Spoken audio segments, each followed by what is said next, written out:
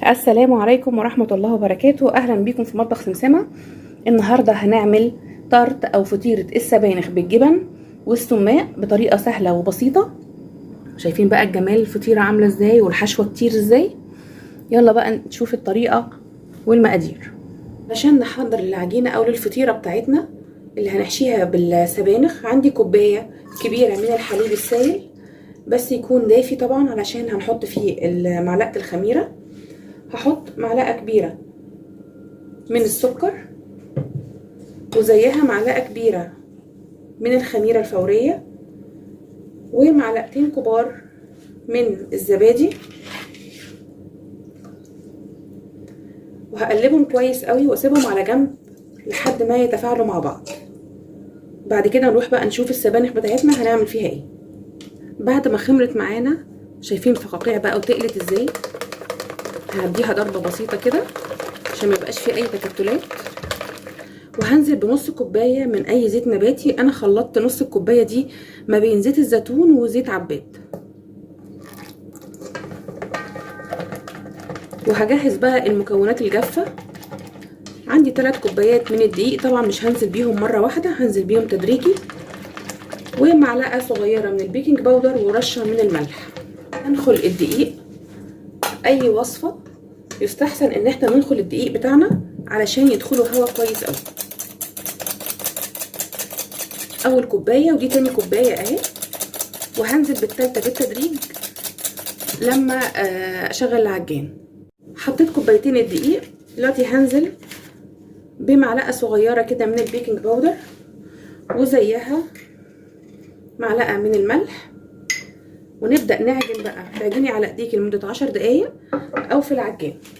اخدت معايا بالظبط 3 كوبايات من الدقيق، والعجينه برده لسه لينه، مش هزود اي دقيق خالص. هي العجينه بتكون ملسه وبتلزق بسيط في الايد. طبعا العجينه اهي من العجان، شايفين هي بتلزق شويه في الايد اهو. هجيب كل الجوانب كده.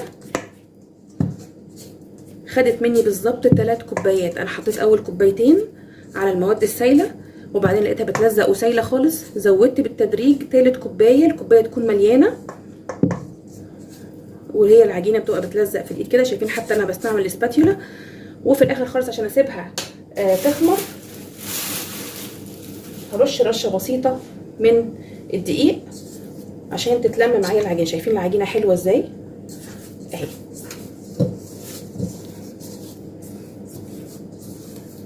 العجينه جميله جدا اهي. هسيبها بقى تخمر شويه كده، هغطي عليها واسيبها تخمر.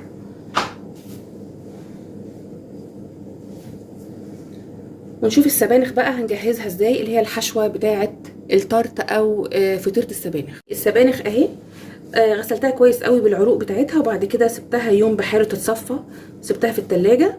ولما خرجتها اهي ناشفه خالص. انا المره دي مش هعملها على النار.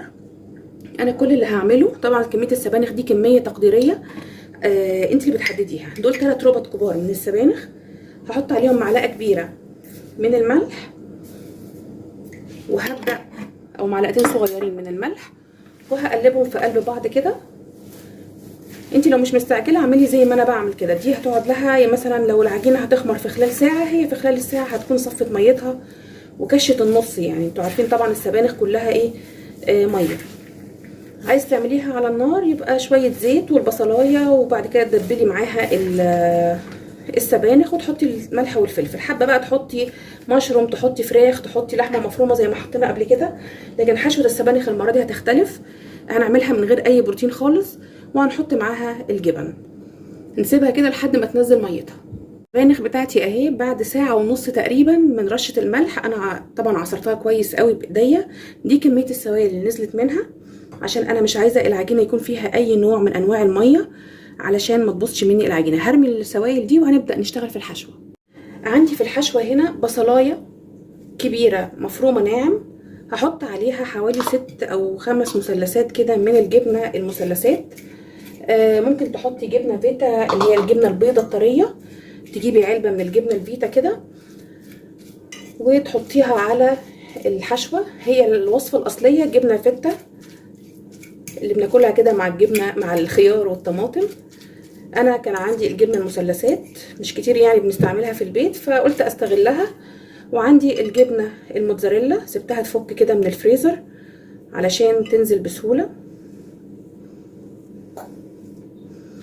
اهرسها برضو كويس قوي كده، وهنزل بالسبانخ بتاعتي بقى اللي معصوره كويس من السوائل بتاعتها.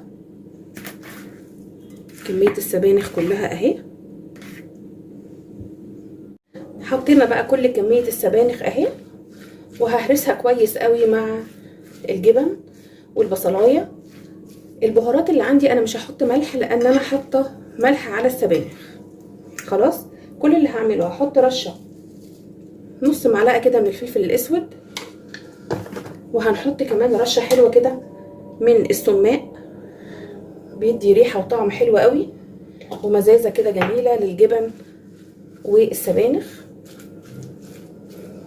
اخلط الجبن كويس قوي، وبعدين نشوف العجينه بتاعتنا بقى خمرت ولا لسه. بعد ما حطيت الفلفل الاسود والسماق، حطيت معلقه كبيره طبعا من السماق ومعلقه صغيره كده من الفلفل الاسود. هعصر ليمونه كامله على الخليط ده مع السماق، بيدي ريحه وطعم حلو جدا بالطريقه دي. وهحط تقريبا كده معلقتين من زيت الزيتون، هي الوصفه حلاوتها في زيت الزيتون. ما عندكيش هنحط معلقتين من الزيت النباتي العادي اللي عندك. وابدا اخلط تاني عشان كل المكونات تندمج. حابه تدوقي بقى الخليط، لو محتاج ملح هتزودي ملح، مش محتاج زي اللي عندي كده كان مظبوط خلاص. الريحه جميله جدا، وهي ولا اتحطت على النار ولا اتسبكت ولا اي حاجه خالص. البصل والجبن والسماق طبعا هو اللي مخلي ريحتها طالعه. احنا ما حطناش اي بهارات ولا اي توابل تانية، سماق وفلفل اسود بس. نحطها على جنب بقى ونبدا نجيب العجينه بتاعتنا. البايركس اللي هعمل فيه فطيره السبانخ دهنته شويه كده من الزيت، ولو عندك ورقه زبده، ورقه زبده ممكن تحطيه فيها علشان تبقى اسهل ليكي. انا دهنتها دهنه من الزيت، وهبدا اجيب بقى العجينه بتاعتي. خمرت اهي ما شاء الله، شايفين الجمال بقى. هبدا اطلعها من البوله وهقسمها نصين، بس النصين مش هيبقوا قد بعض، يعني انا هقسم نص يكون صغير ده للوش اهو، وهحطه تاني في البوله، وده النص ده هفرده في الصينيه بتاعتي بالطريقه دي كده. العجينه دي حلوه قوي يا جماعه، ممكن تنفع معاكم للبيتزا للباتيه لاي حاجه. اكتبيها عندك كده، المقادير بسيطه قوي. كوبايه حليب، معلقتين كبار من الزبادي، على نص كوبايه من اي زيت نباتي عندك، والخميره والسكر طبعا عشان نشاط الخميره، وتنفع تتعمل بقى اي معجنات انت حباها. فردنا العجينه كده كويس، هبدا اعمل فيها ثقوب كده بالشوكه عشان مش عايزاها تعلى.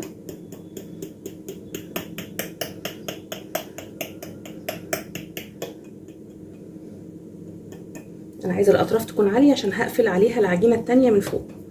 هحشي وبعد كده انزل الاطراف اللي من فوق او اللي من تحت على اللي فوق، هنشوف مع بعض.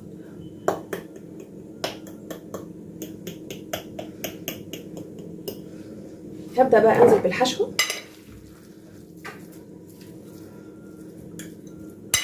ما تستغنوش يا جماعه في الوصفه دي عن السماق، طعمه جميل جدا مع السبانخ والبصل، وخصوصا انها حاجه ني في ني، هو اللي مديها النكهه والطعم العالي قوي ده. وكمان مفيش اي لحوم معانا، مفيش اي تتبيلات تانية ممكن تحطيها مع الحشو.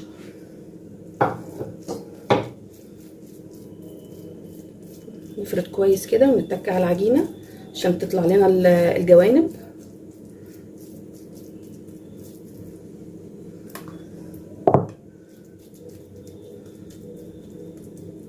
تمام كده، الحشوه محترمه. ابدا بقى اجيب نص العجينه التاني،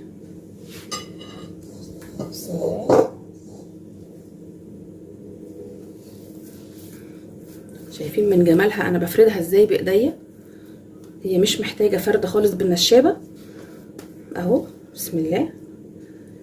اخد بقى كده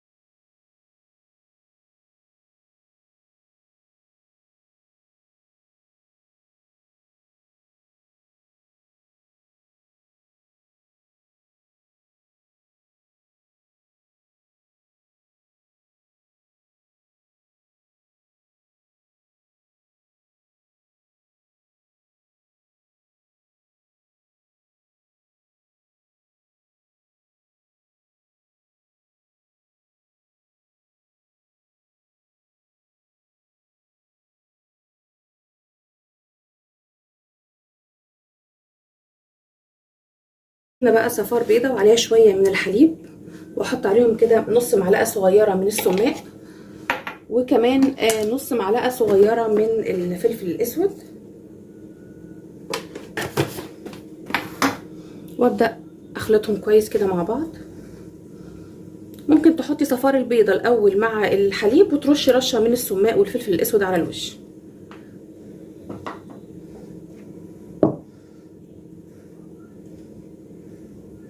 ادهن بقى الوش كويس قوي كده والاحراف بتاعته، والفرن لازم يكون سخن كويس قوي علشان ما ينفعش اي فطاير تدخل على فرن يكون بارد. وهنحطها على رف اوسط لمدة نص ساعة، وهنبص نشوف التسوية عاملة ازاي. احتاجت اكتر على حسب طبعا فرن كل واحدة فينا.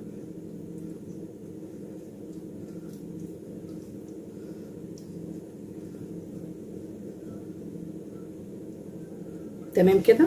هجيب بقى السكينة، انا مش هقطع للاخر، انا هاخد بس من على الوش الشكل النهائي اللي انا هبقى اطلع عليه قطع التارت او قطع فطيرة السبانخ. هقسمها من النص كل ده من على الوش بس يا جماعة. شايفين حتى الحشوة الحمد لله ما ظهرتش اهي.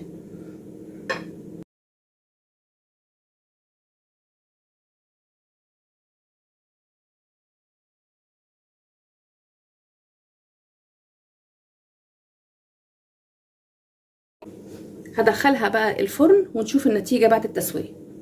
قطعة العجين اللي كانت باقية حطيتها في واحدة بايركس برضو، دهنتها شوية من الزيت وحطيت الحشوة اللي باقية مني برضو، ورشيت عليها بقى من على الوش. ما حطيتش عجينة المرة دي، هحط بقى جبنة موتزاريلا تسيح على الوش بقى وتديها اللون والطعم اللي كل الولاد بيحبوه.